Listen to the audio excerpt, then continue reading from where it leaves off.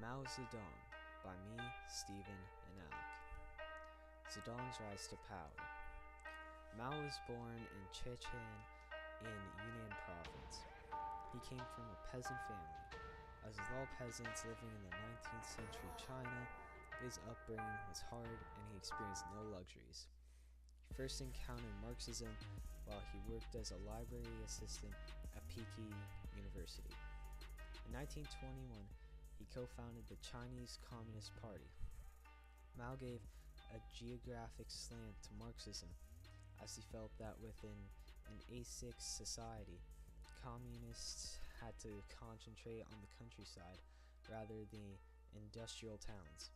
In reality, this was a logical belief, as China had very little industry but many millions involved with agriculture.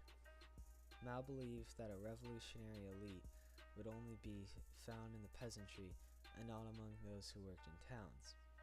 With Zhou Enlai, Mao established a revolutionary base on the border of Yunnan. In 1931, Mao set up a Chinese Soviet Republic in Kangxi. This lasted until 1934, when Mao and his followers were forced to leave Kangxi and head for Shanxi in the legendary Long March, which lasted to 1935.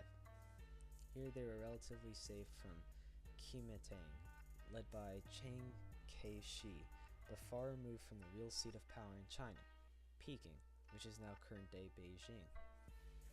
From 1937 to 1935, the enmity between the KMT and the Communists was put to one side, as both concentrated their resources on the Japanese, who had launched a full-scale invasion of China in 1937.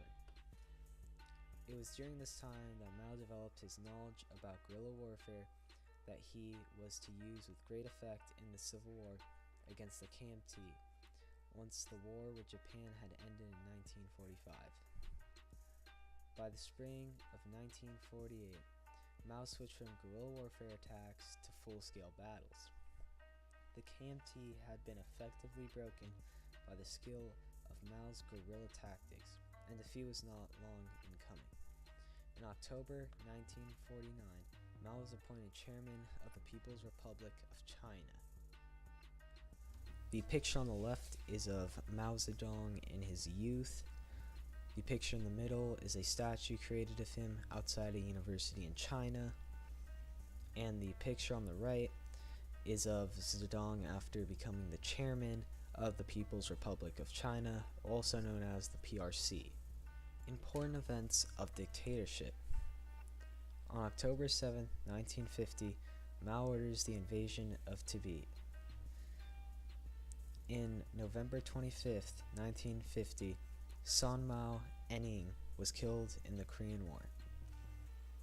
In 1951, there were 5 anti-campaigns against capitalists.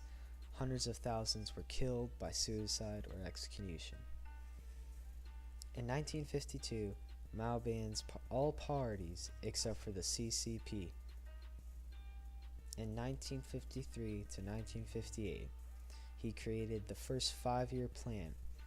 Mao undertakes instant industrialization of China. In September 27, 1954, Mao becomes the president of the PRC, also known as the People's Republic of China. In 1956 to 1957 was the 100 Flowers campaign. Mao encourages criticism of government, which was a trick to root out all the people who were disloyal to China. In 1956, Zhang King goes to Moscow for cancer treatment. In 1957 to 1959 was the anti-rightist movement. Some 500,000 government critics re-educated through labor or shot. On January 1958, the Great Leap Forward, which was the second 5-year plan. It was a collectivization of 20 to 43 million people who were also starved to death. Zedong's major beliefs. Political idealist who believes men's volition can shape and reshape reality.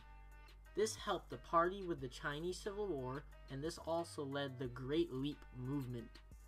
Early time of CPC, orthodox Marxists never agreed that communism revolution can happen and succeed, first in the poor countryside of China. In addition, Mao wasn't considered as prestige of Marxism. Marx's argument was socialist/communist movements will happen in a highly developed capitalism world with sufficient material. Mao rejected assumption that edifice of communism can only come from foundation of capitalism. Advocated, instead, it was possible to make the leap of faith and basically skip capitalism laws of economics. Law of economics can be bent if we were determined enough. He developed belief that ordinary people cannot be politically progressive and active, equally willing to devote themselves to revolution and represent a tremendous political power. Such a power was harnessed by party to drive KMT to Taiwan. Same power summoned during the Cultural Revolution. What was Mao trying to do with a power too immense and too violent to control? Third points, the rise of technocrats and different interest groups in the party will corrupt the party from inside, both ideologically and in practice. Economic development calls for specialization and division of labor, creates what Mainzer calls a bureaucratic capitalism.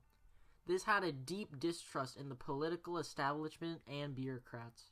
End of dictatorship and significance. Mao died in 1976. In the early 60s, some of the Chinese Communist Party leaders attempted to introduce limited reforms.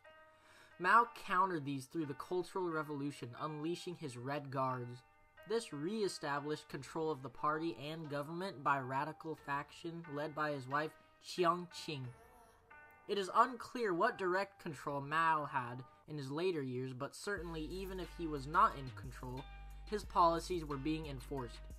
After his death, the radicals lost in a power struggle with those who wished to introduce economic reforms.